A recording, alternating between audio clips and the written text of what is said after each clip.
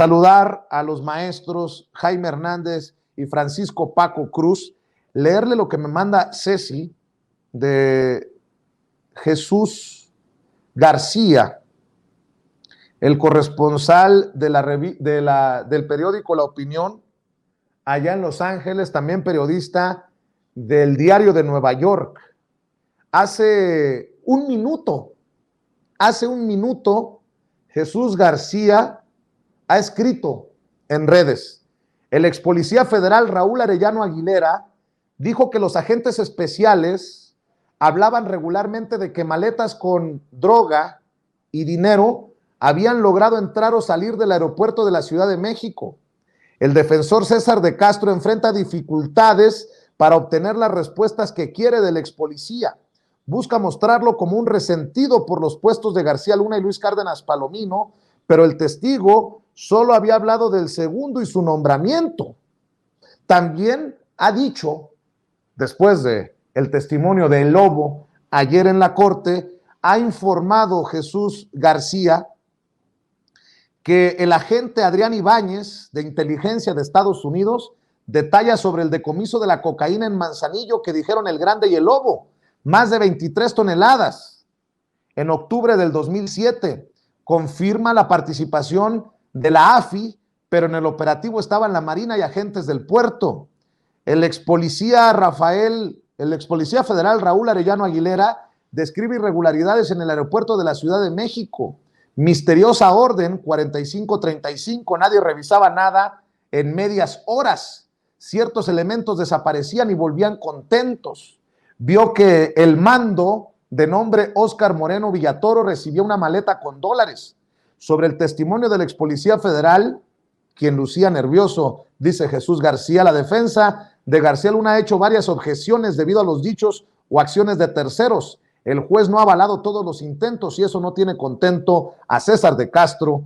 Dice Jesús García que se espera una dura réplica por parte del abogado defensor de Genaro García Luna. Y bueno, para hablar de este juicio y para hablar de los detalles que siguen surgiendo, saludo con mucho gusto al maestro Francisco Paco Cruz, autor de García Luna, el Señor de la Muerte, y al maestro Jaime Hernández, editor de La Jornada Sin Fronteras en el gran periódico La Jornada, ambos periodistas de larga trayectoria. Mi querido Paco, ¿cómo ves?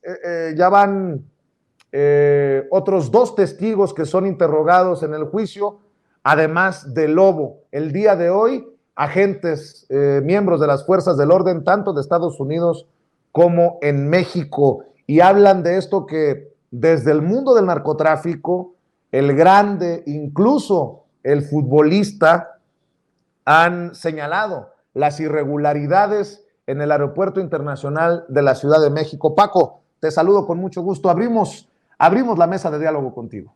Vicente, ¿cómo estás? Buenos días. Jaime, igual, buenos días. Mira, yo estoy un poco sorprendido porque no se había mencionado al general secretario, el único general 4 estrellas en el gobierno de Calderón, Guillermo Galván. Había señalamientos de que estaba involucrado en delitos y que él personalmente había perdonado o autorizado el perdón por lo menos a 800 efectivos del ejército que se vieron involucrados no solo en narcotráfico, sino en otros delitos, pero no se le había mencionado directamente hasta ahora, y eso es muy importante porque nos da ya el mapa de que dentro del gobierno de Calderón había un generalato que controlaba el tráfico de narcóticos. Así que hay que seguirlo, que el involucramiento de generales secretarios, generales secretarios, recuerda, no es nuevo. En 1984-85, recuerda, el general secretario Juan Arévalo Gardoqui fue señalado con evidencia de que protegía aquel famoso rancho de Rafael Caro Quintero, en el que habían sembrado 544 hectáreas de marihuana y en el que trabajaban por lo menos 10,000 jornaleros de varios estados en la pizca, la cosecha de marihuana, pero que era protegido protegido por órdenes del general Juan Arévalo Gardoqui, el secretario de Defensa de Miguel de la Madrid. Entonces tenemos, y mira, también había muchas evidencias de que en el 32 el general Abelardo L. Rodríguez era el mayor mafioso de este país, controlaba el tráfico de drogas, y así que no es, mira, me sorprende, pero no es novedad, va. Entonces hay que tener mucho cuidado porque recuerdas, están tejiendo una historia y decíamos casi desde el principio, para dar o mostrar las complicidades o la cadena de complicidades del crimen organizado. Es decir, los fiscales desde el principio nos han dicho la verdad, iban a involucrar a militares, ya están, ¿no? Y no solo son, no es cualquier militar, es el general 4 estrellas de Felipe Calderón, su mano derecha en seguridad pública, que se dio en ocasiones los controles de la lucha antidrogas a Genaro García Luna. Es decir, hay una base sólida del control del generalato. Del aeropuerto, mira, yo mismo documenté en García Luna, el Señor de la Muerte, no solo García Luna controlaba el tráfico de narcóticos, había tráfico de oro, tráfico de joyas preciosas. Entonces es todo un entramado, pero lo importante es eso. Mira, yo estoy esperando a ver a qué hora van a salir los nombres de ministros y jueces, magistrados que protegían a García Luna, y de los periodistas, si ya lo dijeron, si ya lo vislumbraron, y ahora dan a conocer o emerge el nombre del general Galván, pues yo espero que salgan todos los nombres y que podamos armar el mapa de la complicidad del narcotráfico o del crimen organizado en el gobierno de Calderón. Así es, y hay que decir que en algún momento el equipo de defensa de Genaro García Luna puso en entredicho y logró acorralar de alguna manera a El Lobo ayer, a El Lobo Valencia. Me refiero al abogado Florian Miedel, que forma parte del equipo de César de Castro, que defiende a Genaro García Luna.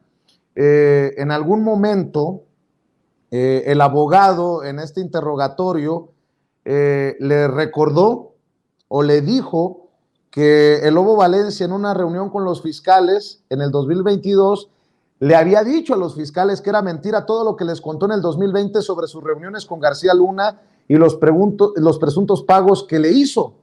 Pero el ex líder del Cártel del Milenio argumentó que tenía miedo a las repercusiones, señaló que por el problema con su hijo y atentados contra su familia en México, aunque pues no hubo más detalles. Lo que sí hay que también señalar es que con lujo de detalle declara que después de que les incineraron un cargamento de 20 toneladas de cocaína, la Marina, en Manzanillo, Colima, se reunió Genaro García Luna con él, con el Barbas, así conocido Arturo Beltrán Leiva, el líder de la organización de los hermanos Beltrán Leiva, y que, bueno, la reunión fue más o menos así.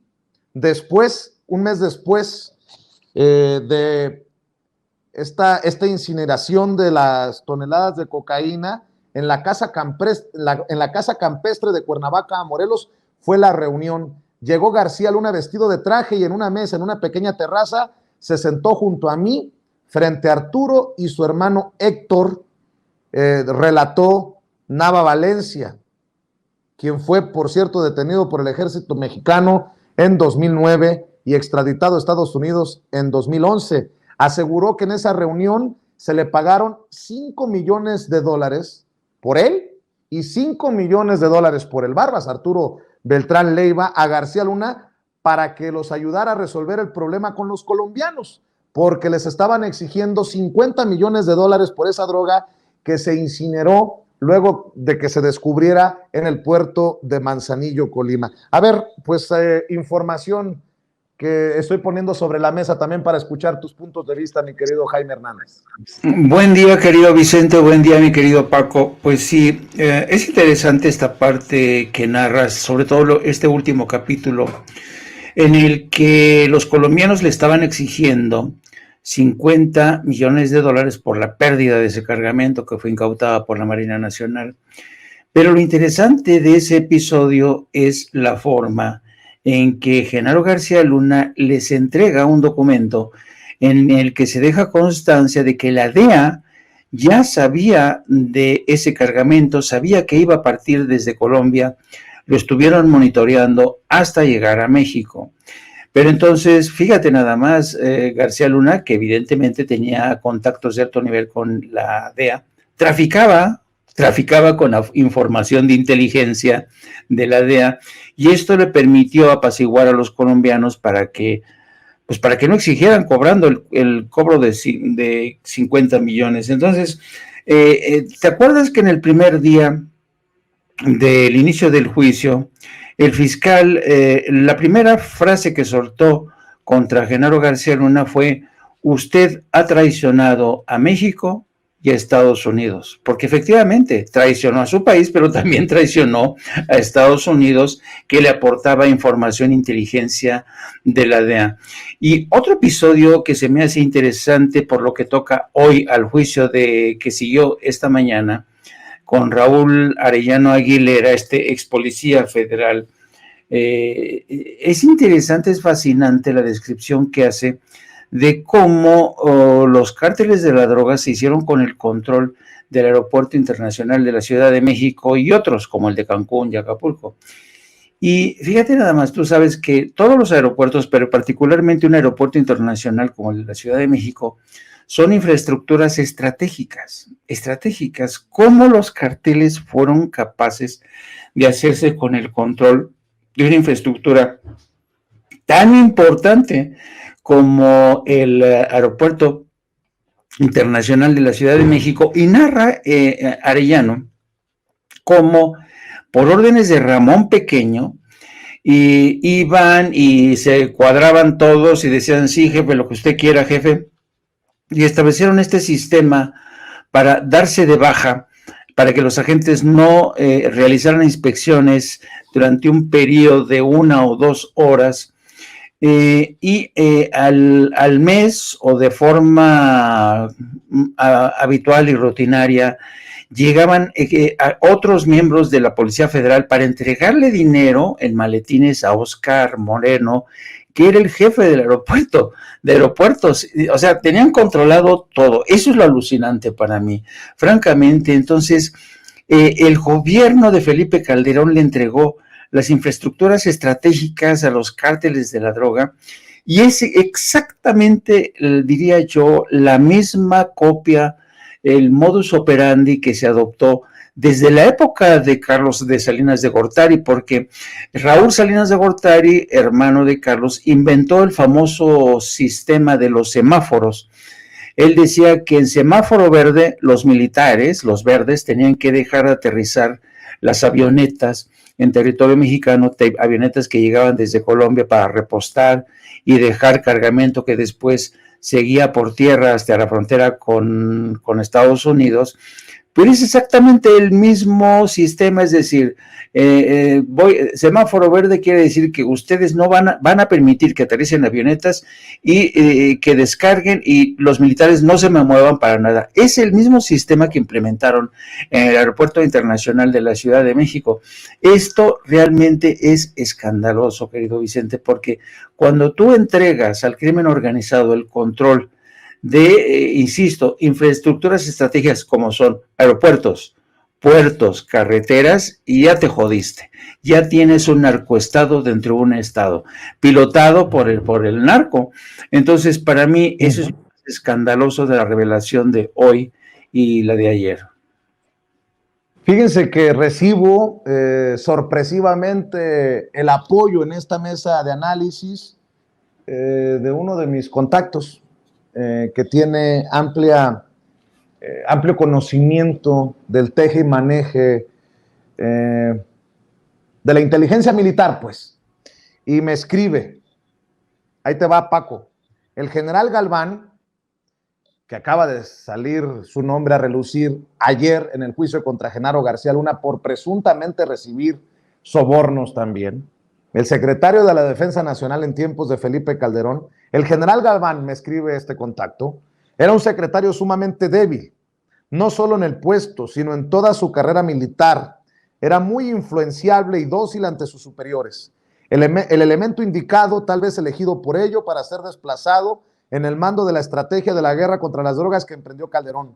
Se rodeó de la antigua estructura militar que gobernaba a la Sedena desde el gobierno del presidente Zedillo, ahora desplazada, en donde todo era negocios y prebendas. Él, en lo personal, afectó a las relaciones, él en lo personal, me escribe este contacto, afecto a las relaciones extramaritales, sobre todo con elementos femeninos de buen ver y con esposas de altos jefes militares de su entorno. Es lo que me escribe, porque está al pendiente este contacto con conocimiento del teje y maneje en esos tiempos y bueno, pues de ese círculo de la inteligencia militar, mi querido Paco Cruz. Vicente, pues mira, es que en realidad Genaro García Luna controlaba todo, pero eso no lo excluye porque hubo acusaciones contra efectivos que estaban bajo su mando y te digo, hay documentación que perdonó a 800, de narco a lo que sea, aprovechando su puesto. Pero mira, no solo eso, las audiencias de ayer y hoy abren la puerta para advertir que Felipe Calderón verdaderamente estaba metido, pero hasta las cachas, como decimos en mi pueblo, en el narcotráfico. Él pidió personalmente la liberación y la contratación del general Mario Arturo Acosta Chaparro, un general que del que no solo había evidencias, es uno de los generales más asesinos que ha tenido este país.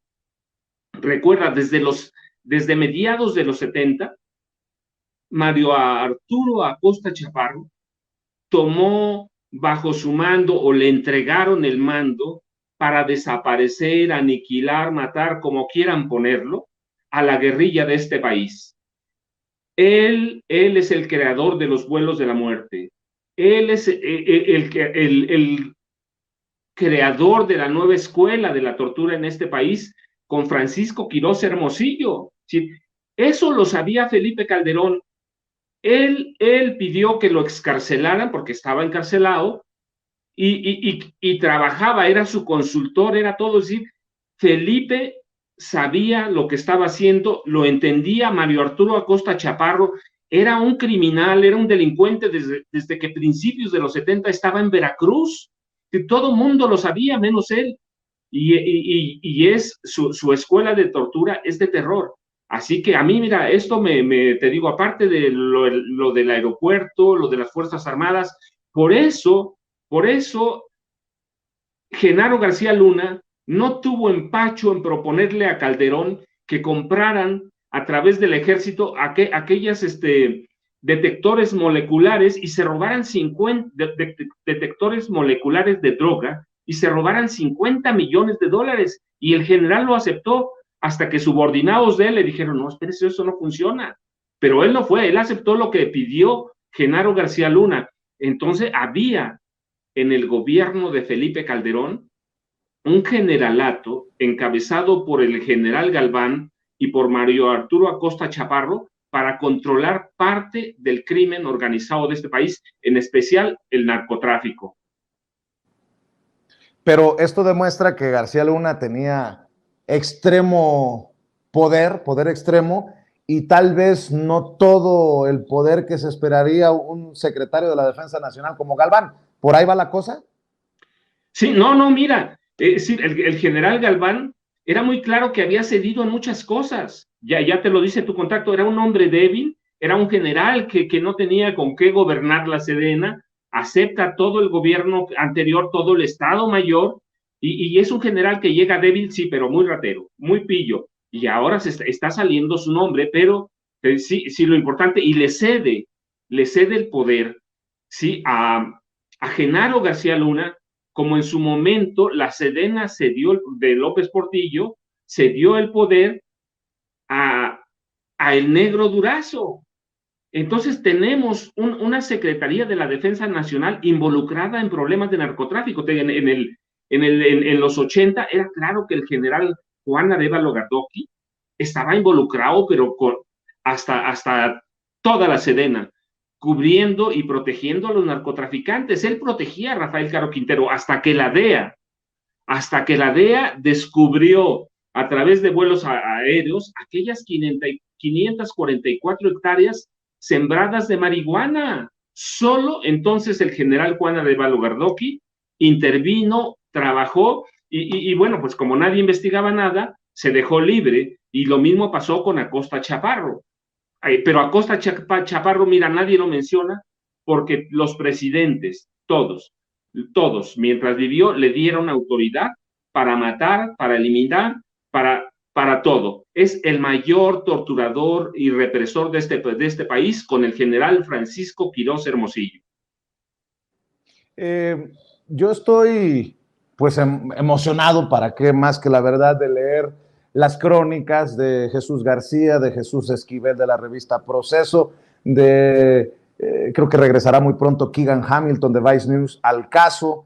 En fin, estoy leyendo lo que escribe Jesús García y dice, y además los leo porque ahí estuvimos y sé que son los que están siguiendo paso a paso el juicio. Mi querido Jaime, fíjate lo que escribe al final de su nota para el periódico La Opinión Jesús García.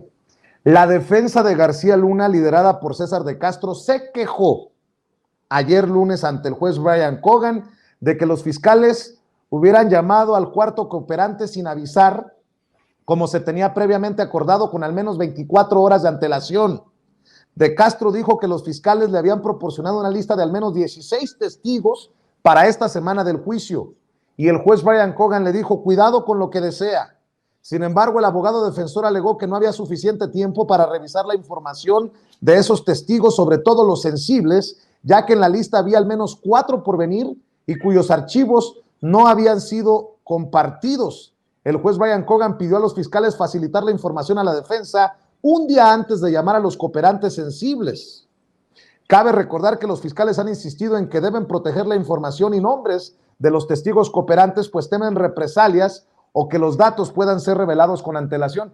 Creo que ahí se está metiendo, como se dice en el argot popular, un balazo en el pie la defensa de García Luna, porque dice que por lo menos con 24 horas de antelación, con testigos sensibles que pudieran traer declaraciones, testimonios explosivos, y creo que no van a tener suficiente tiempo para prepararse ante estos testigos sensibles. Se me viene a la mente, por ejemplo, la Barbie, Edgar Beitia, el Rey Zambada, en fin, así las cosas también en esto que reportan los colegas desde la Corte del Distrito Este de Nueva York, mi querido Jaime.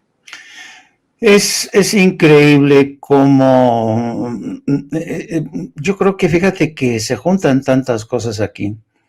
Evidentemente, la defensa que se queja tiene su razón de ser en términos de estrategia de defensa, ¿no? Porque evidentemente mientras menos tiempo tengan, menos habilidad, menos recursos podrán tener al alcance para defender al acusado, a su cliente. Pero hay que tener en cuenta precisamente lo que han alegado desde un principio y de lo que ya vaticinábamos nosotros, que la lista de los testigos iba a ser conocida a cuentagotas. ¿Por qué? Porque sí existe preocupación real de que los testigos puedan ser intimidados, incluso el que los hagan desaparecer, ¿no? Pero yo diría que en este caso la defensa se enfrenta no solamente a una batería de testigos que ha preparado con mucho esmero la Fiscalía de Estados Unidos, más que a los testigos como el Grande que ya pasó, como la Barbie que está por venir, todos estos testigos, más que a esta hilera de testigos, la defensa se enfrenta a la cruda realidad de un funcionario corrupto que hizo de México su pequeño reino. Y entonces no es que no es que la defensa se enfrente con los acusadores que se van a ir presentando un día tras otro, se está enfrentando a la cruda realidad que vivimos aquí en México. Es la realidad la que hoy, es el pasado que persigue hoy a Genaro García Luna en nombre de los que tú quieras, de la Barbie y de todo lo que tú quieras. Entonces, por más tiempo que tengan o del que dispongan, francamente yo encuentro muy difícil que puedan defender a Genaro García Luna en las condiciones óptimas para una defensa jurídica. Así es que yo creo que se la va a tener que tragar y aguantar Genaro García Luna. Él fue quien impuso esa realidad. Él fue quien pactó con los criminales. Él fue el responsable de corromper a todo un sistema, militares, Policía Federal, al propio poder político, aunque se diga Felipe Calderón que él no sabía, pues claro que sabía, coño. Entonces, es el pasado ahora alcanza a Genaro García Luna, ese pasado que él mismo creó, se le viene encima en forma de todos los cadáveres que dejó en el armario, están saliendo y se multiplican.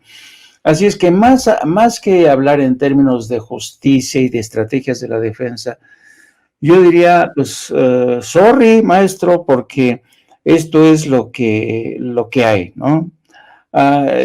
También, y no voy a cansar de decirme lo que me causa profunda tristeza, es que no haya sido sino hasta que García Luna cae en manos de las autoridades de justicia de Estados Unidos cuando estamos hoy conociendo el correlato de lo que nosotros de alguna manera ya sabíamos, ¿no?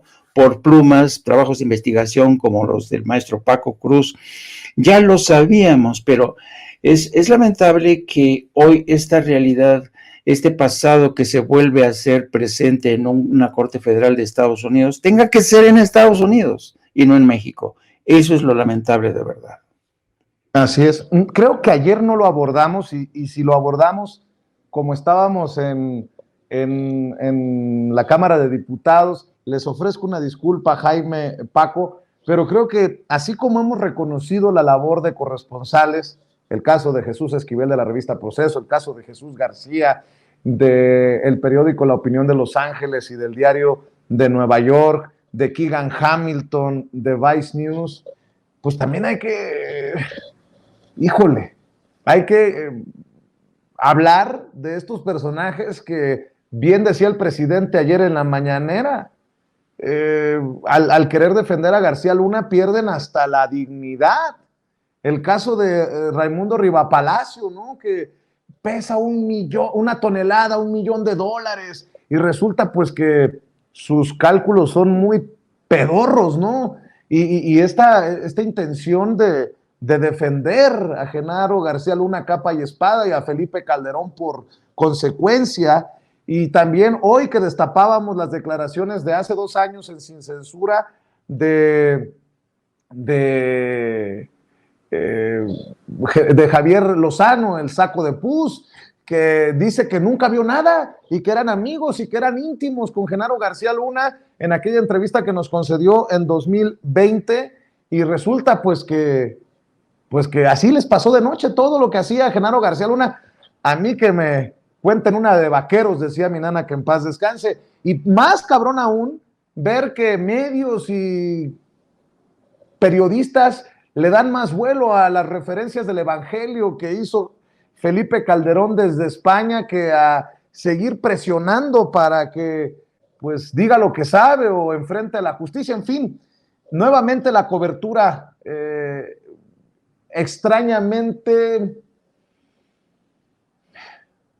La cobertura extraña de este caso que podría resultar emblemático en la lucha contra la corrupción en nuestro país, ya deja tú de la Cuarta Transformación, en la historia de nuestro país, querido Paco. Vicente, pues mira, es que no le hacen al cuento, ¿sí?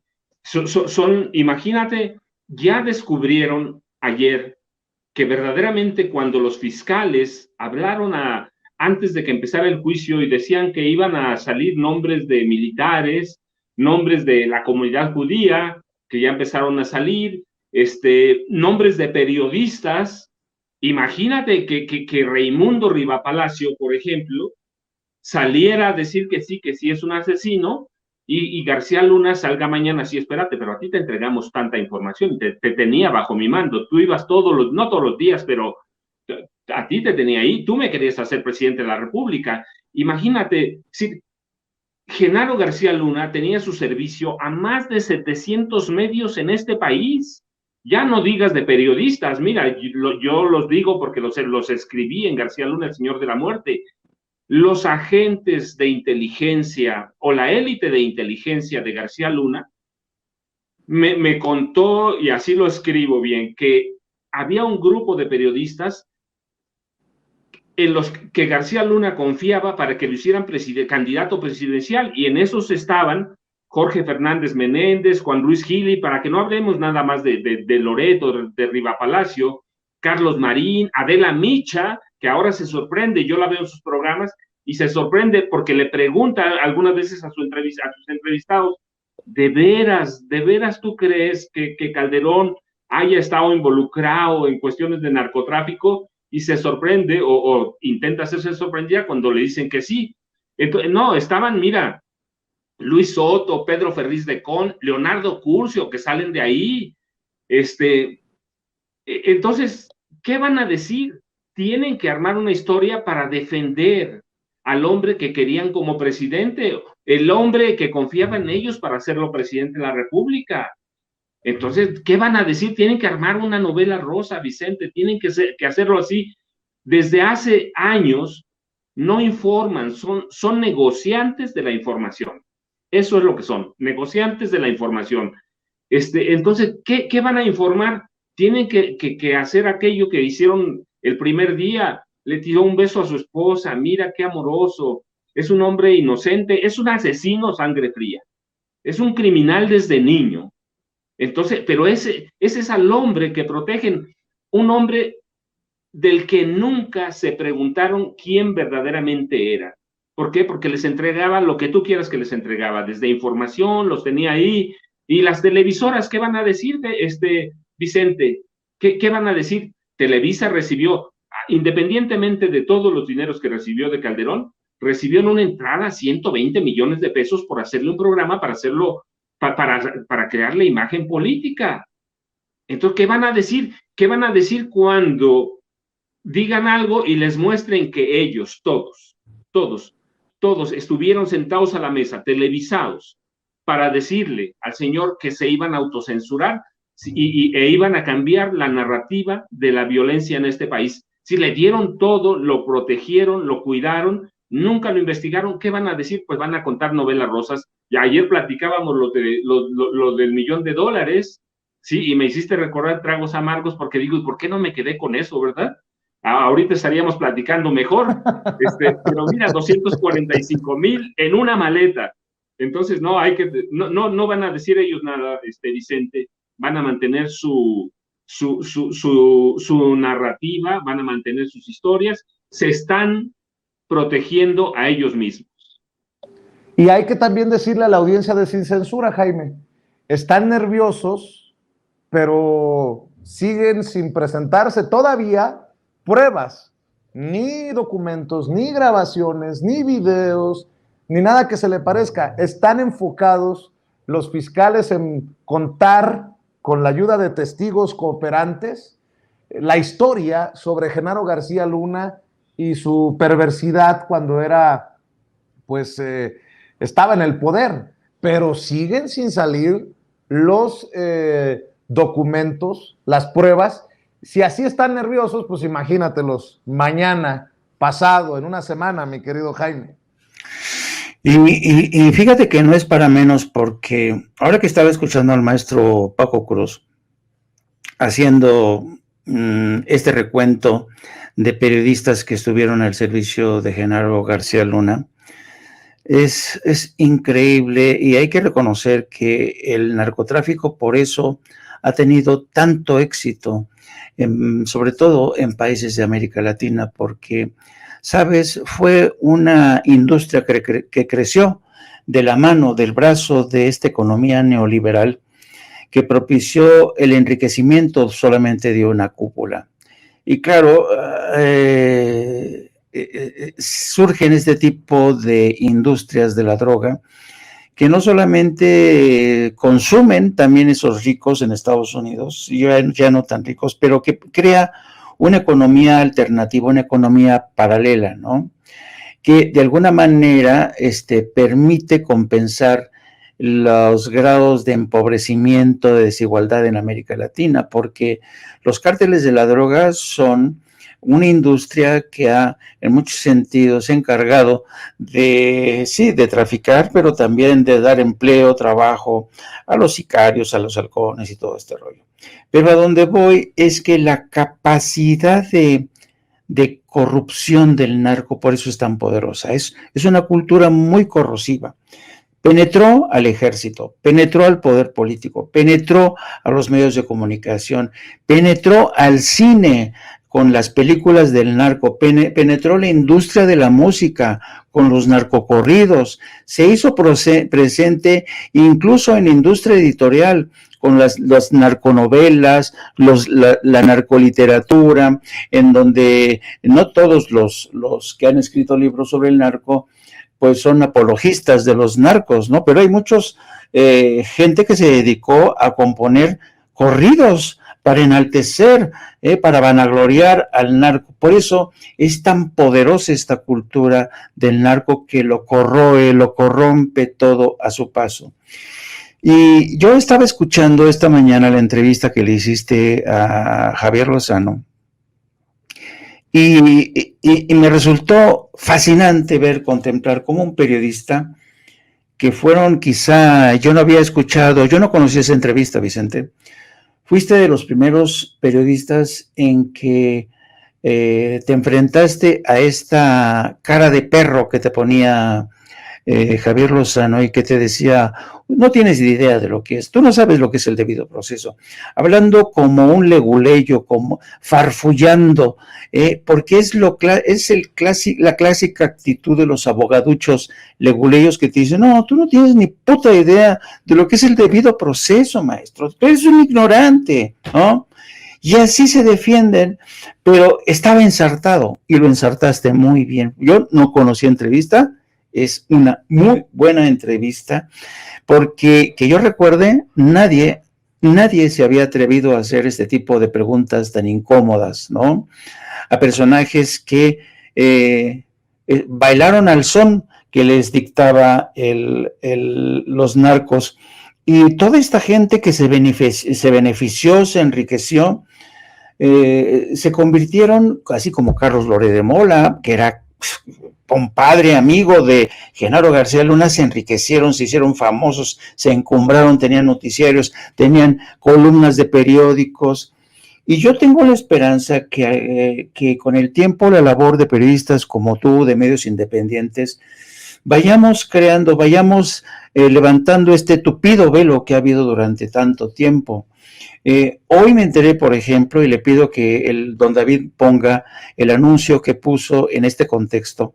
El diario The Washington Post puso este anuncio hoy, para decir que hoy es el último día de Post Opinion. El área de opinión del Washington Post tomó la decisión de poner fin a esta sección, y aunque nos entristece, estamos muy agradecidos con ustedes, nuestros lectores y lectoras, por acompañarnos en estos 3 años y medio. También estamos muy orgullosos de que este pequeño equipo con base en la Ciudad de México logró por y para ustedes. Desde el lanzamiento en agosto del 2019, publicamos en promedio 45 textos mensuales, en su mayoría artículos originales en español, aunque también traducciones en inglés, con la intención de explicar lo que sucede en el mundo de la mano de los mejores autores y autoras. Bueno, este es el fin de la sección del Post Opinion en español, una sección que se publicaba online y en la que colaboraban personajes como Leoncito Krauss y Carlos Loret de Mola. ¿Cuál ha sido la decisión? ¿Cuál ha sido la razón detrás de esta decisión? La desconozco por el momento, pero supongo que no le estaba yendo muy bien porque había muchas críticas a personajes como Carlos Loret de Mola y toda esta gente que durante mucho tiempo estuvieron como defensores de personajes como Genaro García Luna.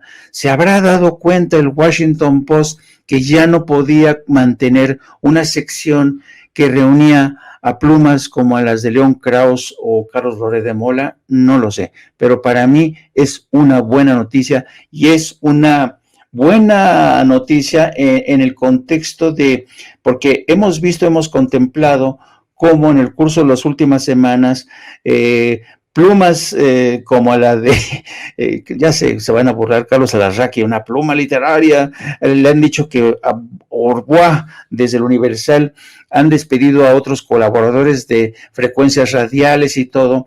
Quizás ya se dieron cuenta, está cayéndose el teatro de lo que fue, está cayéndose el teatro que tú denunciaste en entrevistas, a través de entrevistas como la que mantuviste con este Saco de Pus. No lo sé, pero ojalá y así sea, querido amigo, porque el narco, la corrupción destruye el tejido social, destruye la inteligencia. Hemos visto cómo periodistas, como Raimundo Rivapalacio, toda esta gente, ahora que mencionaba, por ejemplo, el maestro Paco Cruz, el nombre de Luis Soto, yo no sé si ustedes sepan quién es Luis Soto. Luis Soto era el secretario particular de Manuel Buendía. Manuel Buendía fue mentor de Luis Soto, era el que le hacía recortes, el que le llevaba todos los asuntos, Luis Soto. Y ver a Luis Soto en la lista de periodistas que cobraban de producto del negocio del narco, dices, bueno, qué capacidad de corrupción, qué capacidad tiene el narco para cambiar a la gente a golpe de billetazos, de cheques, como los que le cayeron al maestro Cruz, y yo no sé por qué no se quedó con ese dinerito. Oye, mi querido Paco, en otra vuelta, la final para cerrar esta mesa de diálogo, ¿qué tan importante resulta que la Fiscalía General de la República haya conseguido órdenes de aprehensión contra Genaro García Luna, si alguna, desde México, ¿no? Porque ya hasta el secretario de Relaciones Exteriores, Marcelo Ebrard, asegura que hay cuentas pendientes de Genaro García Luna en nuestro país. Son por enriquecimiento ilícito, hay que decirlo, por 27 millones de pesos.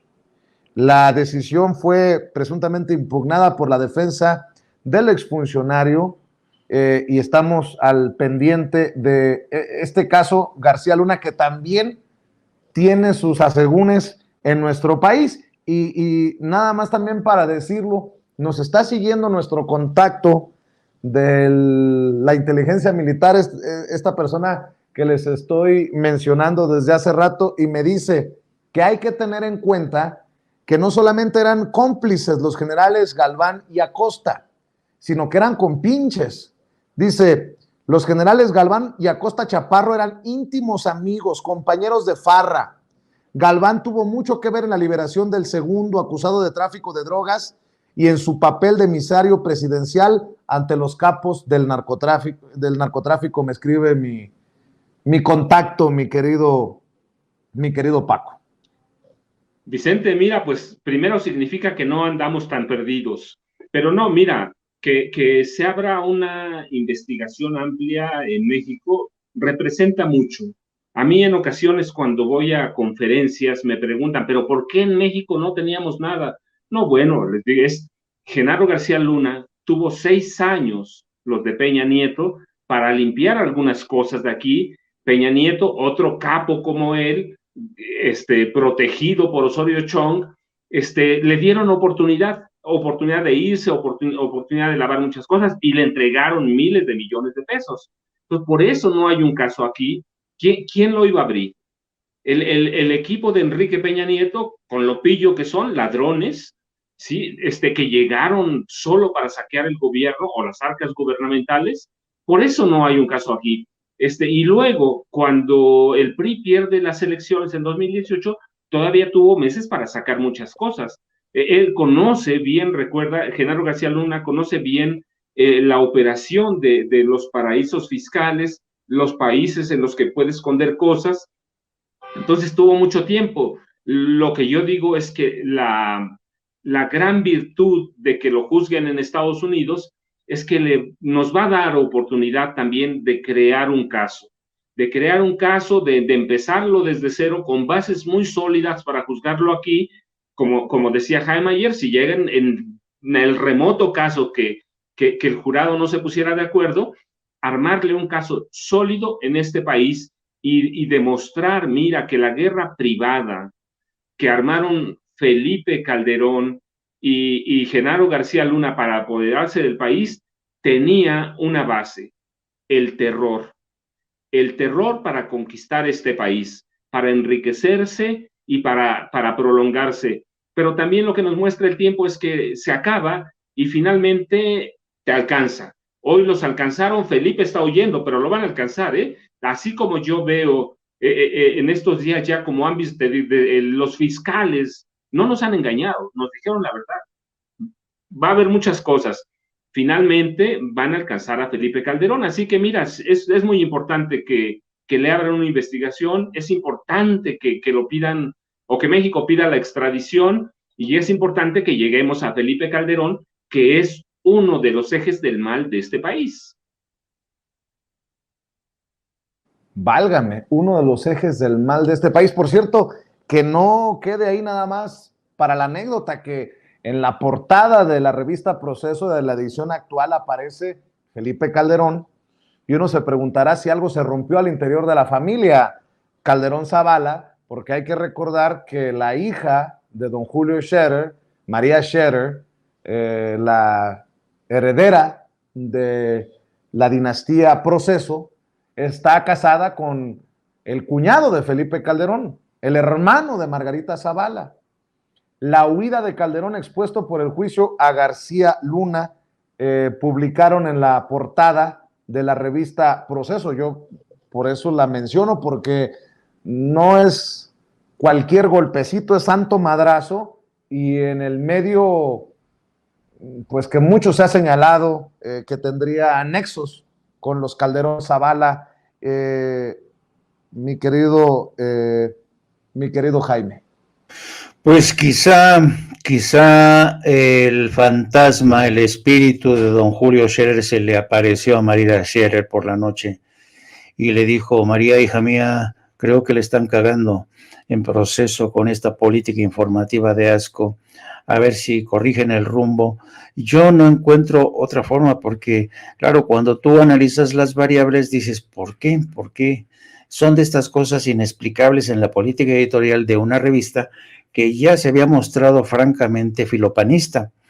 Y yo creo que las críticas que les han llovido, estoy especulando por supuesto, las críticas que les han llovido desde Palacio Nacional, pero sobre todo el descrédito en el que han caído, la pérdida de lectores y todo, pero sobre todo las críticas contra una revista que yo me acuerdo cuando era yo estudiante en la Facultad de Ciencias Políticas y surgía Proceso, me acuerdo que entre todos los estudiantes juntamos un cochinito para aportar, para que se fundara la revista Proceso, ¿no? Porque se veía el Proceso como un medio que iba a apostar por la libertad de expresión, por el periodismo independiente y el periodismo profesional. Han desfilado por las páginas de Proceso realmente periodistas realmente fabulosos, de los mejores periodistas que ha tenido este país. Algunos de ingrata memoria, algunos no muy... Sabes que después de salir de Proceso se convirtieron casi en el antiproceso, en el anticristo del Proceso, como Carlos Marín, como el director de El Excelsior, Pascal Beltrán del Río, ¿no? Pero el hecho es que de alguna manera Proceso se había mantenido como una especie de santuario del buen periodismo, del buen quehacer periodístico. Y esta portada, al igual que a ti, me sorprendió muchísimo. O sea, coño, este bandazo, ¿a qué se debe? ¿A qué se debe? Teniendo en cuenta la persona que está casada con María Scherer, ¿no? Que está emparentado con la esposa de Felipe Calderón. Así es que será esto el principio de un nuevo comienzo. Yo francamente no lo sé, pero lo que sí sé, querido Vicente, y esto es algo que tú sabes muy bien como viejo periodista, es que en periodismo uno tarda años en ganarse una reputación, una credibilidad, y la puedes perder así. Con una sola tontería la pierdes, ¿no? Así es que yo no sé si es el principio de una época, lo que sí sé es que a Proceso le va a costar mucho recuperar el terreno perdido, y ojalá que esto suponga un golpe de timón, pero ese golpe de timón va a fructificar, si es que va en esa dirección, mucho tiempo. Mi querido Jaime, precisamente por eso nos jactamos y nos honramos, nos sentimos bendecidos en Sin Censura de contar con esta mesa de diálogo, de información con Paco Cruz, contigo, todos los días durante el juicio a Genaro García Luna.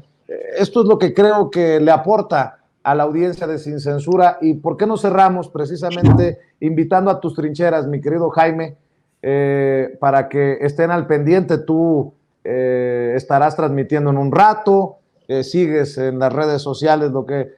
bueno, nada más, qué bueno, así déjame, mi querido David, con los tres en pantalla.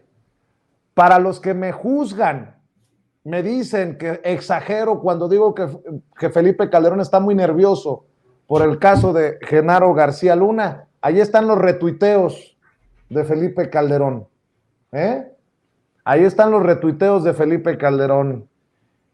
Solamente retuitea cosas que de alguna manera favorecen o defienden a su amigo, a su cómplice, Genaro García Luna. Y nosotros, aquí en esta mesa de diálogo, contamos con la fortuna de tener las opiniones de Jaime y de mi querido Paco Cruz. Jaime, cerremos con la información.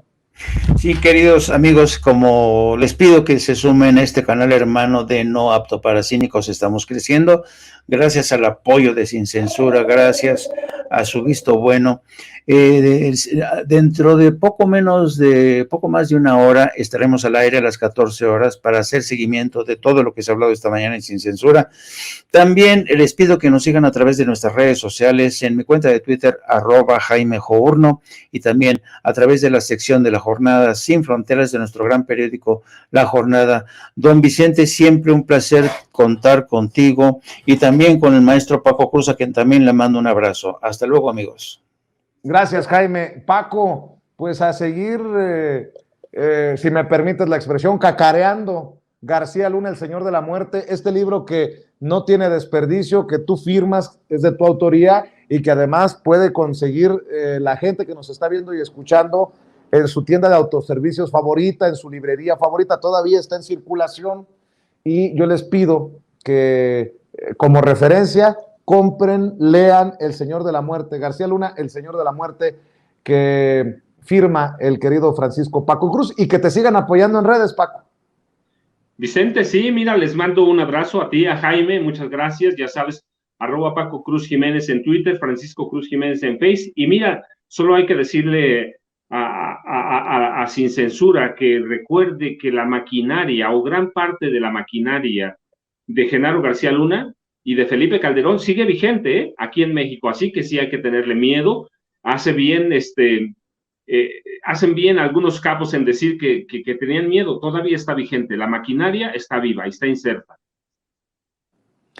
Pues ya lo dijiste tú, maestro. Te mando un abrazo y nos escuchamos, nos vemos mañana, si así me lo permiten. Por lo pronto, gracias, Paco, gracias, Jaime. Gracias, saludos. Buenas tardes. Bueno, se llegan...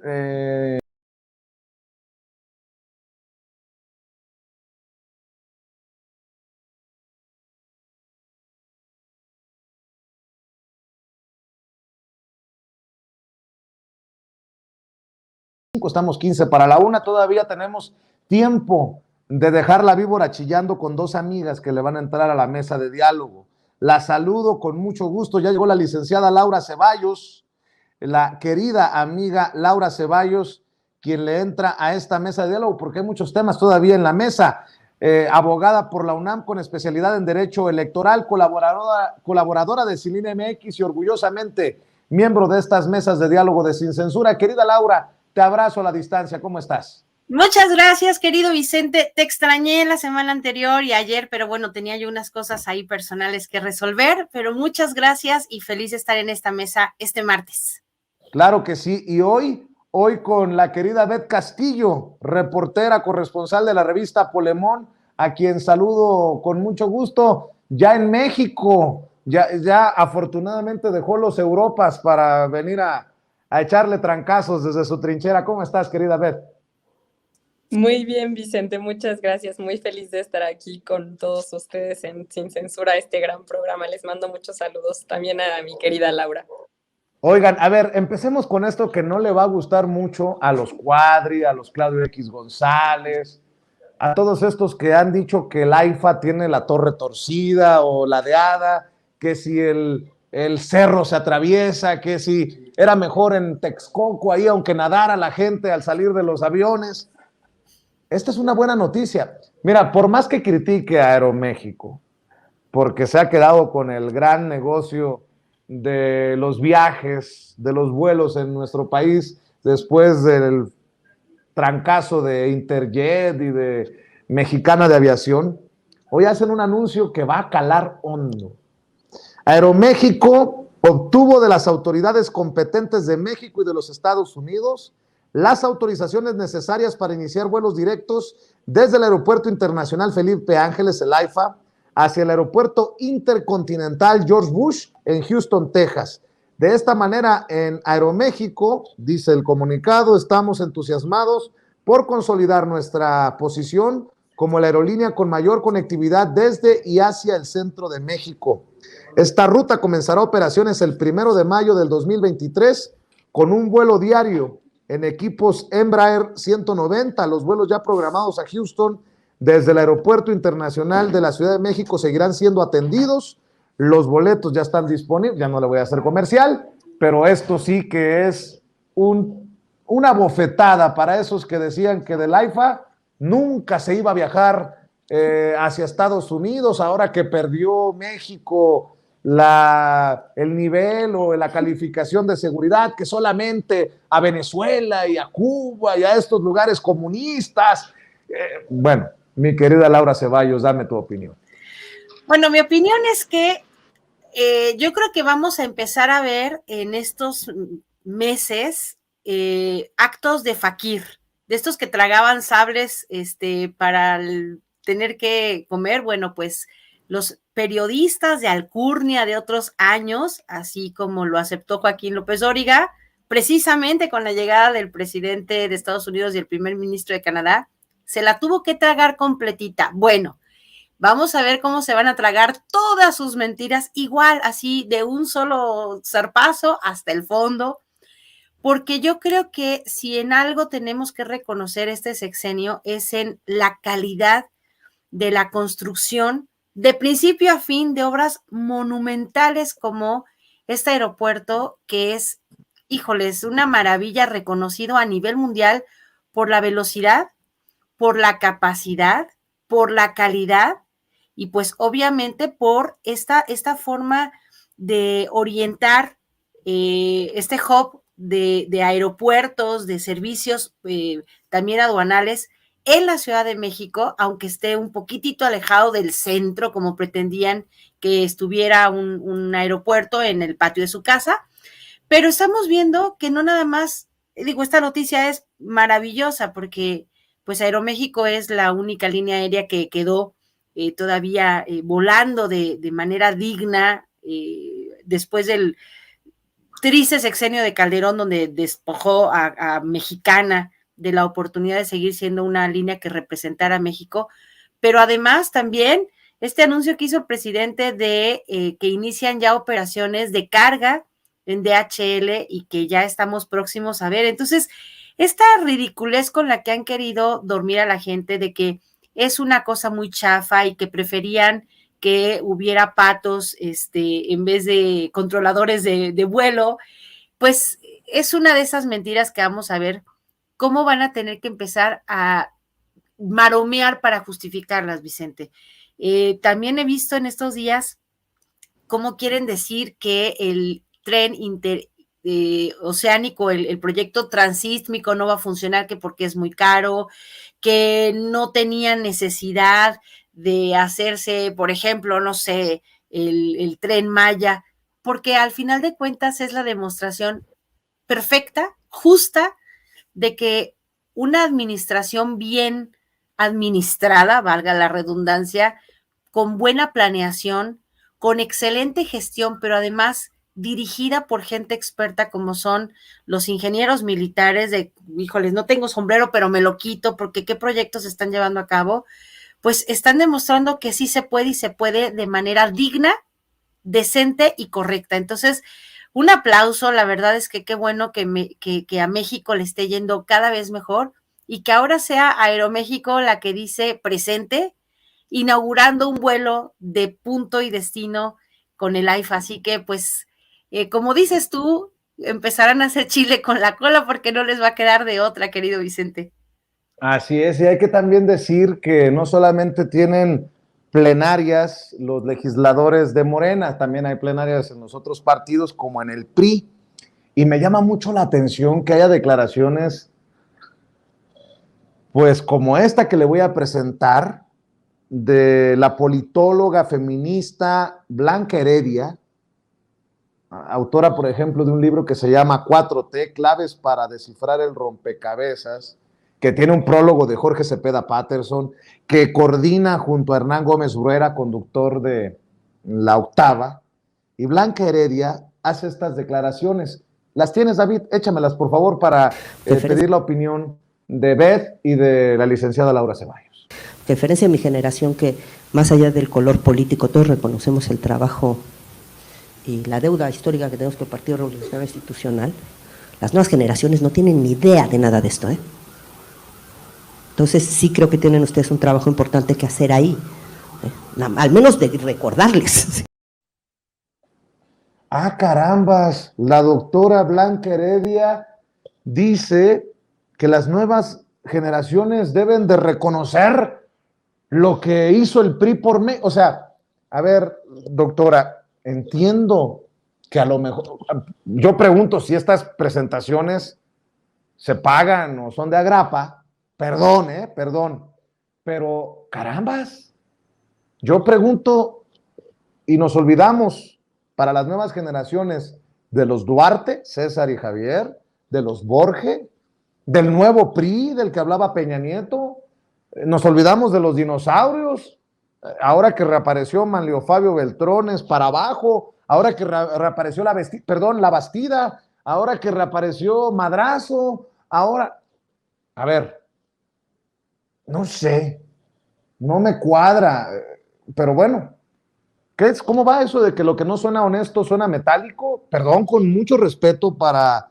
Blanca Heredia, la politóloga feminista, pero pensé que por algún momento estaba escuchando a Beatriz Pajés o a Denise Dresser. Mi querida Beth Castillo, hablando de las nuevas generaciones, tú formas parte de esa nueva generación, tú eres muy joven. Perdón por no haber provocado el reconocimiento del PRI en espacios como este de Sin Censura, mi querida Beth. Pues mira, yo creo que cada vez son más incongruentes, ¿no? Justamente yo creo que algo que ha alejado a las y los jóvenes de la política es ver esta incongruencia, ver que nos quieren mentir en la cara, que los priistas están todo el tiempo diciendo que sí fallaron, pero que ya cambiaron, pidiendo un voto de confianza, cuando claramente hemos visto que mientras gobernaron no hicieron más que saquear, que desatar la violencia, que hacerse ricos, servirse del pueblo, del presupuesto que debía de destinarse a la gente.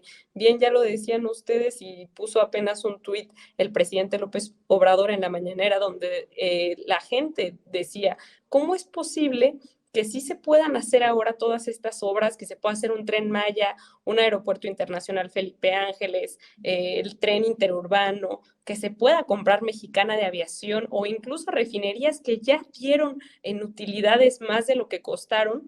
Y antes no se podía, o más bien antes también se podía porque sí había dinero, pero todo se lo robaban. A mí me parece incongruente que además desde ahora también la sociedad civil o esta politóloga que es feminista, pues sea incongruente, ¿no? Yo creo que está muy mal porque siempre creen que la gente es tonta, creen que el pueblo es tonto y por eso le apuestan a seguir diciendo que no conocemos la historia, pero claro que toda la gente sabe, estamos más politizados que nunca y también los jóvenes y por eso ya no creen en el PRI y saben lo que hicieron, sabemos y no se nos olvida la violencia que desataron en nuestro país, cómo con el neoliberalismo privatizaron todas las empresas y todas las instituciones privadas y cómo nos robaron además también el futuro, ¿no? Que nosotros ya no vamos a tener pensión, aunque por ahí Fox esté adjudicando ahora también las pensiones para los adultos mayores. Yo creo que la gente no es tonta y también las y los jóvenes nos damos cuenta de todo lo que hicieron en el priismo y no vamos a dejar que regresen porque no somos tontos y no es posible que ahora también desde esta supuesta ciudadanía, de esta progresía o estos politólogos intelectuales orgánicos nos quieran engañar y no nos vamos a dejar, querido Vicente.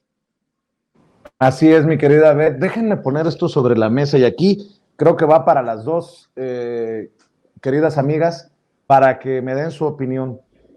¿Qué está pasando en los medios tradicionales? ¿Qué estamos viendo? ¿Qué perciben ustedes? Porque Carlos Alarraqui fue despedido del Universal, del periódico El Universal, le quitaron sus cartas, su columna, y en algún momento quiso acusar censura, después se echó para atrás en una entrevista que le hace Pepe Fuentes, José Manuel Fuentes, y que nos envió, nos compartió en este evento en el que Carmen Aristegui presentó el libro de Lorenzo Córdoba y Ciro Murayama. Bueno, hoy me acabo de enterar por Jaime Hernández que desaparece el post opinión, que era la sección del Washington Post en español, así se anunció, ahí donde publicaban, si recuerdo bien, León Krause, creo que hasta Julio Astillero en algún momento escribió en el post opinión, Carlos Loret de Mola, Gabriel Cuadri ayer anuncia que, y así lo escribió, después de 25 años de comentar en la radio todos los miércoles en el noticiero Enfoque de NRM sobre temas de sustentabilidad y medio ambiente, me han informado que se termina mi colaboración a partir de esta semana, lo lamento. Gracias a todos. Y bueno, por no dejar los comentarios de Carmen Aristegui en el evento con Ciro Murayama y con Lorenzo Córdoba, súmenle esto que me acaban de enviar. Me preguntaron que si me había dado cuenta y Aristegui Noticias publica en redes sociales: Plan B podría provocar que México se convierta en Perú para una mesa política. Y dices tú, ay cabrón, ¿qué percibes? ¿Qué piensas de todos estos jaloneos, movimientos, cambios en cobertura, declaraciones, acusaciones, pues todo lo que acabo de dejar sobre la mesa, mi querida Laura Ceballos? Fíjate, Vicente, que esto dice el presidente y no se equivoca, que estamos en tiempos muy interesantes. Habíamos ya dicho en otra ocasión que cómo estaría de fregada la cosa que durante años Carmen Aristegui era el referente periodístico de México. La veíamos y yo me confieso, me cuento entre las que nos indignamos cuando la corrieron, como ella decía, de mala manera por haber hablado del alcoholismo de Felipe Calderón, cuando obviamente tuvo estos ataques de censura y siempre estuvimos pendientes de ella porque la creíamos una mujer íntegra.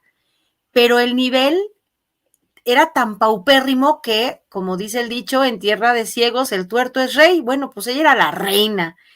Y ahora resulta que nos encontramos que el nivel de todos de ellos es como de charco, así de profundo.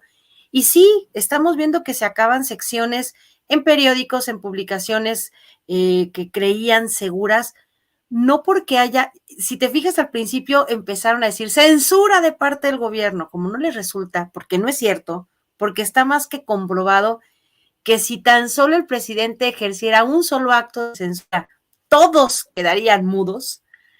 Lo único que pueden empezar a aceptar es que el fenómeno se explica por sí mismo. Nadie los lee.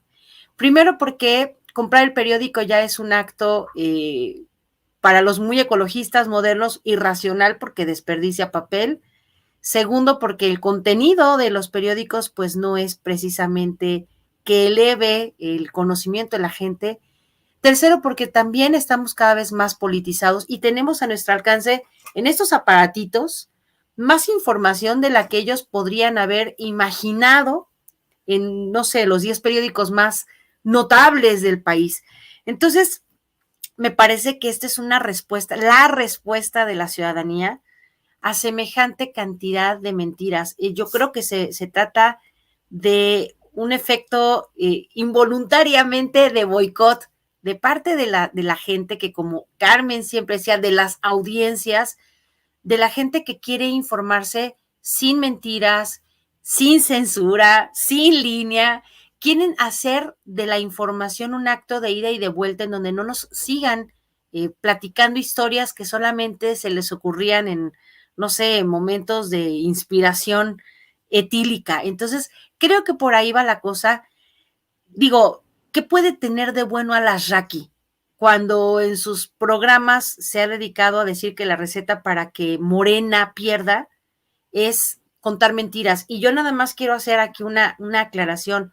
No se trata de que Morena gane o Morena pierda, no se trata de, como dijo la Cuevas, partirle su madre a una persona o a otra. Es que en este momento quienes nos identificamos con el progreso, con el cambio, nos sentimos ofendidos cuando dicen esto, cuando escriben esto, porque a quien nos toca no es a la figura del presidente, no es al hombre, al Andrés Manuel López Obrador o a los políticos que están trabajando en la Cuarta Transformación, sino es a nosotros los electores, los que hacemos de la democracia un modus vivendi y decidimos informadamente por quién votar y por quién no votar, y ahora les rebota a ellos de manera directa por quién comprar o no comprar una suscripción en el periódico, y desgraciadamente en los medios lo que pinta aquí se llama rating, y si tú no tienes rating en los medios de comunicación masiva y si tú no tienes lectores que compren tu periódico, desgraciadamente las columnas no se pagan solas, vayan, tienen que pagar y bueno, se acaba el dinero y no pueden seguir pagando estas vacas sagradas. Así que qué pena. A cada acción corresponde una reacción, es una de las leyes más importantes de la física y esto es simplemente la reacción lógica de un pueblo que cada vez se informa más y se deja de tragar las mentiras que nos daban estos escritorzuelos, los abajofirmantes de cuanta cosa sea, con tal de fregar al pueblo y de mantenerlo siempre sobajado, falto de información y pues aplastado. Entonces, ¿qué te puedo decir? Si para Carmen nos sitúa una mesa de redacción de estas de trabajo a los niveles paupérrimos y quiere hacer creerle a su público que el plan B del juicio de García Luna nos coloca en una situación como la que tristemente viven nuestros hermanos de Perú. Híjoles, el que se atreve a escucharla, qué valiente, el único que creo que sigue transmitiendo ahí con ella a veces es el doctor Lorenzo Meyer, creo que es el único, pero el que se atreva, híjoles, qué oídos tiene, pura mentira y puro ardida. Así que yo creo que de eso va todo esto, Vicente. La gente hoy decide a quién ver, a quién leer, a quién seguir, y pues es a ellos a quienes les ha cortado el beneficio de sus favores, ¿no? ¿Cómo ves tú, mi querida Beth? Pues mira, yo coincido. La verdad es que la respuesta es la revolución de las conciencias. La gente está cada vez más despierta y yo creo que si vemos que Loret de Mola pone en Twitter, buenos días, feliz martes, yo voy y checo el calendario, porque no vaya a ser que sea otro día y nos esté mintiendo. Y lo mismo con muchos otros medios. o que estén haciendo otro montaje, ¿no? Yo creo que ya cada vez la gente se da más cuenta, tenemos una comunicación circular, por ahí también cuando estamos en la mañanera vemos que hay más de 100,000 personas que la están viendo, y pues estos escritores, estos intelectuales orgánicos, estos publicistas que hacían marketing político y que solo se dedicaban a lucrar y a manipular la información, pues ya no venden, ya no queremos comprar el periódico para leer a Cuadri o a todos estos personajes que antes si decían algo, pues por ser periodistas famosos, a Ciro Gómez Leiva, a todos estos personajes, pues ya nadie les cree, ya nadie está esperando a ver cuál es su opinión o qué dicen, sabemos todas las mentiras que nos han dicho, que tergiversan la información, no nos vayamos demasiado lejos, hace apenas una semana vimos que ya hasta habían salido a inventar que Bartlett estaba muerto, e incluso por ahí de una forma pues de pésimo gusto dijeron que lo que no había hecho la justicia lo había hecho el cáncer, e incluso pues ya lo vimos que salió en la mañanera ahí con el presidente López Obrador, y bueno, hay un sinfín de mentiras y de que tergiversan la información en estos medios, en esta oposición, que pues ya nadie quiere leer, y como bien dice mi querida Laura, pues ya nadie quiere comprar, ya no levantan el rating, y por eso ya los están sacando, porque te apuesto, querido Vicente, que seguramente en esta semana o la que viene van a estar impulsando este discurso o esta nueva narrativa de que López Obrador está censurando, que por eso los están sacando de estos medios de información o les están quitando sus columnas, cuando pues en realidad la gente ya no los lee, y yo creo que hasta es incongruente que digan eso, ¿no? Porque todos los días se la pasan insultando al presidente y aún así se atreven a decir que no hay libertad de expresión, y lo hacen desde sus columnas en diarios de circulación nacional, desde sus programas de televisión, desde todos lados se la pasan diciendo esto. Yo creo que esto que sucedió con Aristegui ya la verdad no sorprende, pero como dice Laura, pues sí decepciona, ¿no? Veíamos que era una periodista que pues aparentemente estaba comprometida, pero yo creo que ahora que fue a presentar el libro con Ciro y con Lorenzo, se le olvidó preguntarle por qué Lorenzo es tan racista, por qué circula este audio ya tan conocido en el que se burla, se mofa de nuestra población indígena, cuando él como consejero presidente del Instituto Nacional Electoral, pues debería ser garante de la democracia, ¿no? Y sabemos que no lo son. La gente cada vez más se da cuenta de que son unos racistas, de que son unos clasistas, de que lo único que les importa es el dinero, sus empresas y sus intereses privados, y que no quieren servir al pueblo, que nada más se quieren servir de él. Entonces, yo creo que esto ya es el resultado de un largo proceso de transformación que inició en 2018 y que cada vez pues la gente está más despierta y decide informarse con medios que realmente se preocupan por la audiencia y no por el rating. A ver, queridas, también hay que hablar de Sandra Cuevas. Sandra Cuevas interpuso un proceso en mi contra por presunta, y yo lo niego, y me sostengo en lo que escribí en Twitter, violencia política de género. Sandra Cuevas hace unos días fue exhibida como violenta en sus declaraciones por haber sido exhibida con lonas y volantes contra Claudia Sheinbaum en esta guerra sucia que se ha exhibido una y otra vez. Pero bueno, ahora estoy viendo este video de la alcaldesa Sandra Cuevas, que apenas hace una semana fue descubierta desviando recursos públicos y ahora fue grabada en flagrancia mientras chantajea a vecinos de la alcaldía Cuauhtémoc, ofreciéndoles apoyos a cambio de no dejar pasar a otros partidos. Híjole, pues nada que ver con la blanca palomita que defendió a capa y espada Ricardo Monreal, ¿no? Vamos también a hablar en plata. Ricardo Monreal parece ser de los que se van quedando solos defendiendo a estos personajes, y por más que nieguen ella ser ahijada política y el padrino político de Sandra Cuevas, pues resulta repugnante después de ver estos videos que diga Ricardo Monreal que es una mujer íntegra, una mujer digna. Así lo ha dicho Ricardo Monreal de Sandra Cuevas. Échame el video, David, para ver y escuchar. Al gobierno. Eso es lo único que les pido. Primero, confianza. Segundo, que nos permitan entrar a trabajar. Y tercero, es una regla para todas las unidades que vamos a intervenir. Yo me voy a encargar, así como estoy viniendo en este momento a darles la cara, yo me voy a encargar de que quede muy bien su unidad habitacional. Pero si yo sé que entra otro político, que entra otro partido y empiezan a grillar, yo me retiro con mi equipo. ¿Por qué? Porque si no, luego lo que pasa es que nada más vienen a hacer grilla, quitan tiempo y a mí no me gusta perder el tiempo porque tengo que atender ahorita 250 unidades habitacionales. Entonces yo me comprometo que a partir de esta semana ustedes van a empezar a ver que vamos, primero miren ese basurero, vamos a limpiar todo, la parte de afuera vamos a abrir, ya íbamos a reencarpetar, pero no se puede reencarpetar porque el albañal está dañado. Voy a arreglar toda la tubería para que ustedes ya no se encharquen y después vamos a reencarpetar. Esta misma semana yo empiezo a trabajar. Si en un mes y mes con mes que ustedes nos vayan evaluando, no les gusta y quieren dejar entrar a alguien más, es su problema, es su tema. Pero ahorita, denos la confianza de poder trabajar.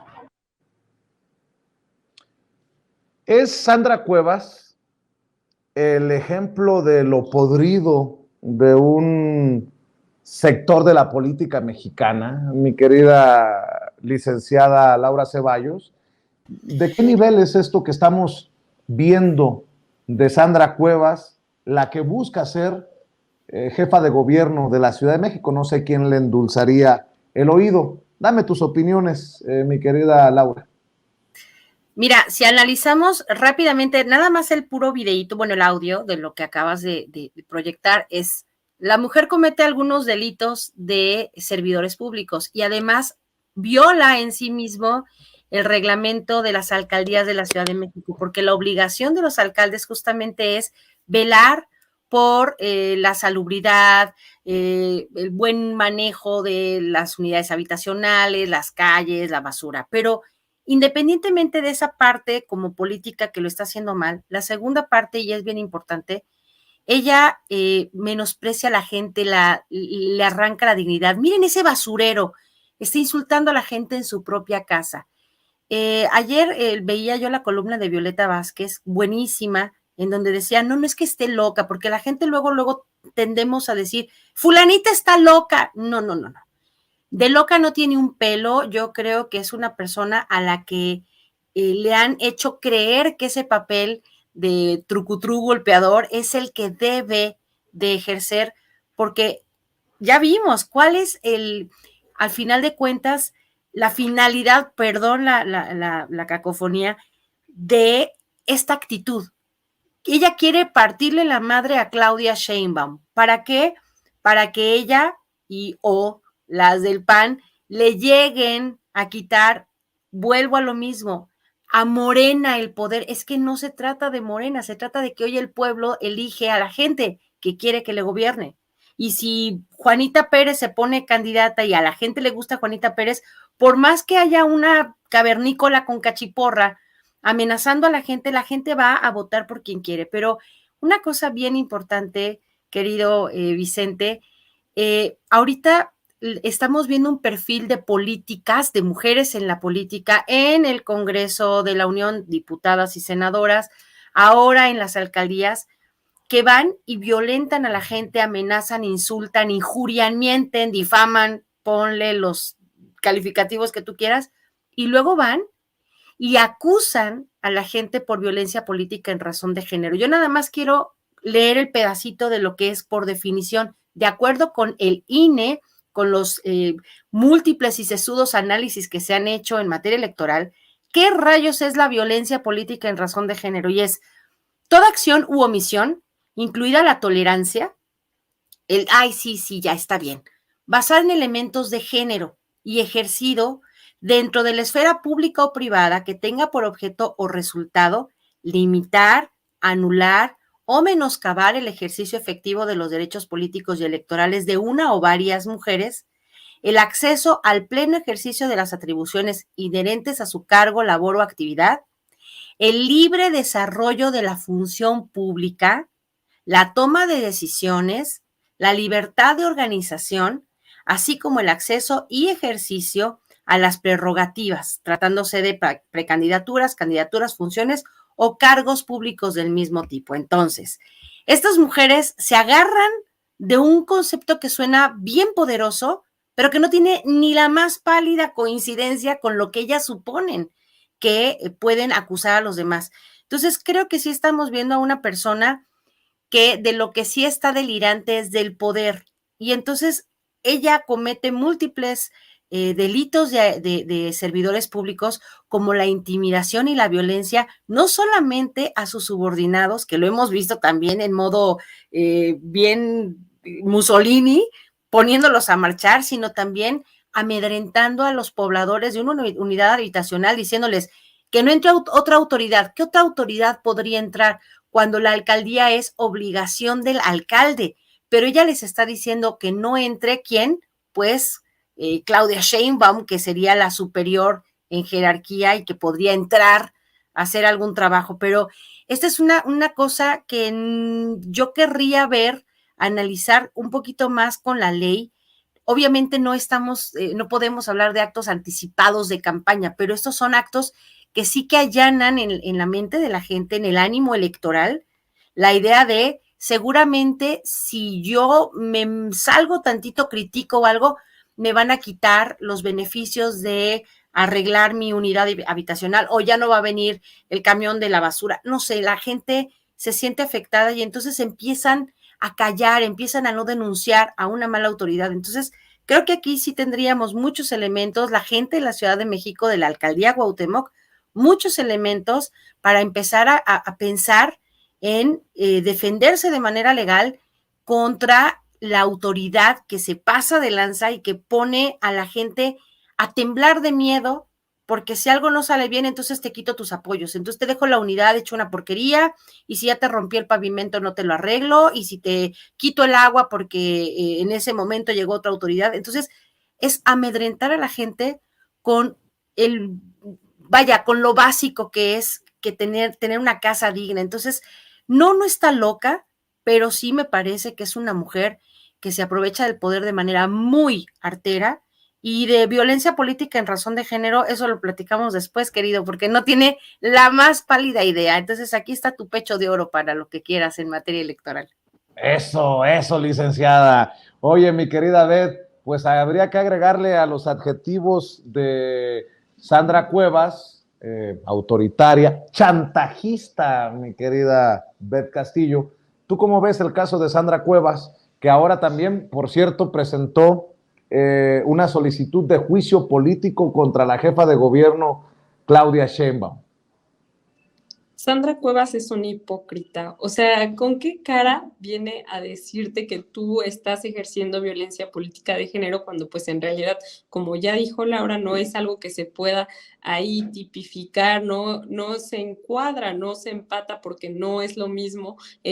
No puedes decir que alguien que está señalando los delitos que tú estás cometiendo, ya solamente por eso está ejerciendo violencia política de género contra ti. Yo creo que los doctorados que estudió Sandra Cuevas, pues ya como lo denunciaron en Twitter, pues fueron en escuelas patitos, o no sé en qué países habrá estudiado, porque de plano al derecho pues no le sabe, ¿eh? Y pues en otra cuestión, esto que sucede en el video de la alcaldía, a mí me parece bastante incongruente, por no decir lo atroz que es, porque parece como si estuviera en campaña Sandra Cuevas, ¿no? Yo creo que a veces está perdida, o no sé por qué no se da cuenta de que ella es la alcaldesa y que es su trabajo darle atención a las personas que viven en la alcaldía y que viven en estas unidades habitacionales, ¿no? ¿Con qué cara va y amenaza que si entra otra persona o otro partido político en el que no está ella, les va a dejar de dar el apoyo o va a dejar de arreglar las unidades habitacionales, cuando pues esa es su obligación, ¿no? Para eso se postuló, para eso está ella ahí como alcaldesa, y no tendría por qué estar ejerciendo pues esta coerción, esta violencia en contra de las personas que ahí viven.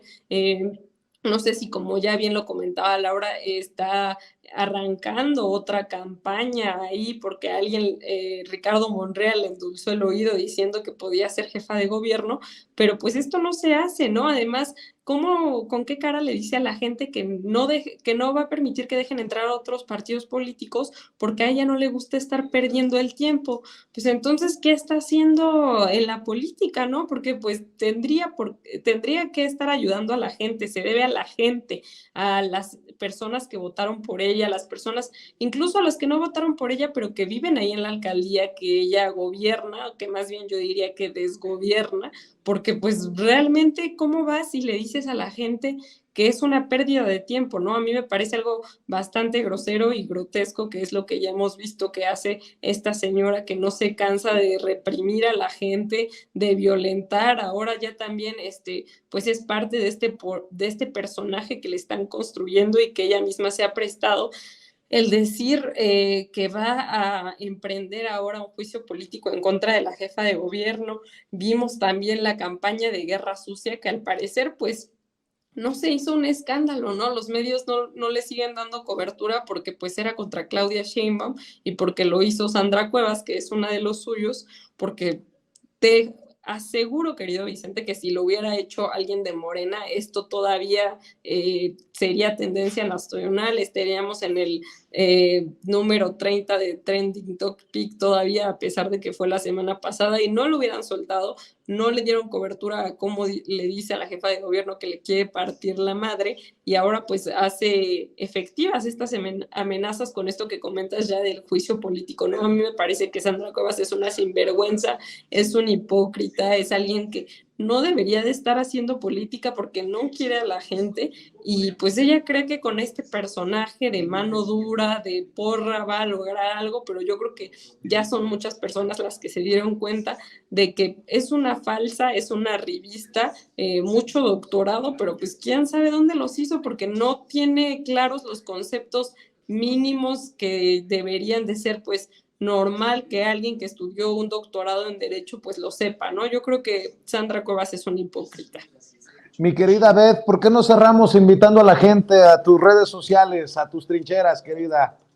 Claro que sí, muchas gracias, Vicente. Como siempre es un honor estar aquí en este increíble programa que es Sin Censura, en esta gran trinchera de la verdad. Yo los invito a que me sigan en @BethCastillo con @O. Estamos por ahí en Twitter, TikTok, en Facebook. Ahora también ya tengo mi canal de YouTube donde hago videos de la IFA.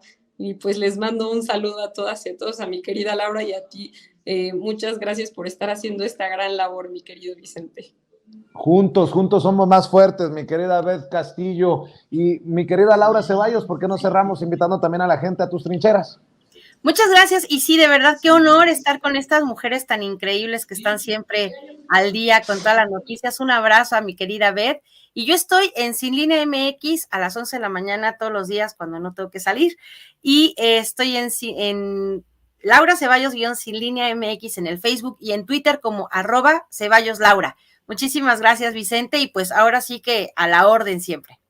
Muy bien, les mando un abrazo, gracias a Laura Ceballos, gracias a Beth Castillo y gracias al equipo de Sin Línea MX por esta sociedad como la que tenemos con la revista Polemón, que beneficia, creo yo, a nuestras audiencias. Y bueno, amigos, amigas, regresamos en breve, pero mientras seguimos hablando sin pelos en la lengua, sin censura, usted puede suscribirse a nuestros 3 principales canales en YouTube. Sin Censura Media, en donde tenemos más de 1,600,000 suscriptores. Sin Censura TV, en donde tenemos más de 1 millón de suscriptores. Y en Sin Censura Presenta, en donde queremos llegar muy pronto a los 100,000 suscriptores. Si usted ya está inscrito en Sin Censura Media, suscríbase en Sin Censura TV. Si ya está suscrito en Sin Censura TV y Sin Censura Media, suscríbase a Sin Censura Presenta. Recuerde que es gratis, no tiene que sacar un solo centavo de su bolsillo para apoyarnos. Dele clic en la campanita para que los señores y señoras de YouTube Envíen las notificaciones cuando estemos transmitiendo en vivo y en directo o estemos subiendo videos. También nos puedes seguir en Twitter en @Vicente Serrano y hasta en Instagram. Ojo, también estamos en Instagram. Son nuestras redes sociales y con el apoyo de ustedes seguimos creciendo, porque con ustedes todo, sin ustedes nada.